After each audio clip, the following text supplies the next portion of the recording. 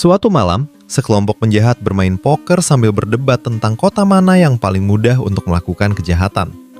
Beberapa mengatakan Gotham dan Metropolis adalah yang paling kacau, sehingga mudah dimanfaatkan.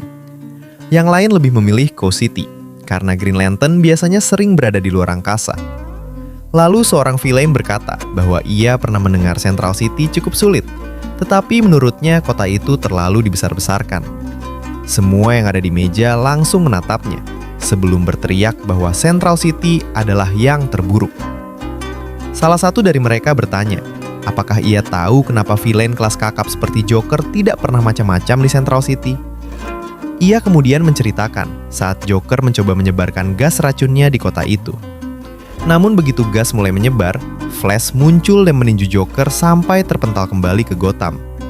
Yang lain tertawa dan menambahkan kisah tentang kondimen King yang pernah mencoba merampok bank di Central City.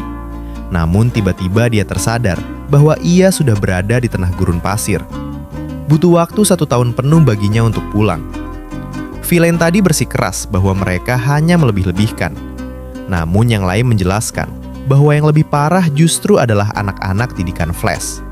Mereka menyebut Surge yang sekuat Superman dan bisa melempar raksasa seperti batu yang memantul di permukaan air. Lalu ada Thunderbolt, gadis yang bisa menyerang 90 kali sebelum kamu sempat berkedip, dan mungkin akan menarik celanamu hanya untuk bersenang-senang. Seorang villain lain menceritakan kisah tentang penyihir bernama Mordru yang mampu menjelajahi waktu dan dimensi.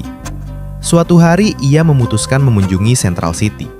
Saat berjalan di trotoar, seorang gadis kecil menjulurkan lidah kepadanya. Mordru pun merebut permen lollipopnya. Sayangnya, ia melakukannya tepat di depan Flash. Sambil menggelengkan jari telunjuknya, Flash memberi peringatan. Mordru langsung melompat ke dimensi lain, merasa dirinya aman. Namun entah bagaimana, Flash tetap menemukannya. Mordru terus melompat dari satu dimensi ke dimensi lain, tetapi Flash selalu muncul. Akhirnya Mordru melompat hingga ke ujung alam semesta. Dan di sana, Flash sudah berdiri di belakangnya, hanya untuk meminta lollipop itu kembali. Villain tadi tertawa dan berkata mereka pasti bercanda. Lagi pula, selama ini ia bermain poker menggunakan uang yang ia curi dari bank di Central City. Ruangan itu langsung hening. Semua menatapnya dengan wajah terkejut.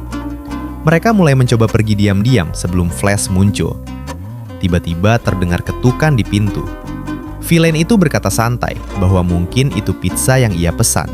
Namun saat pintu dibuka, yang berdiri di sana adalah Flash. Dan ia hanya ingin mengobrol sebentar.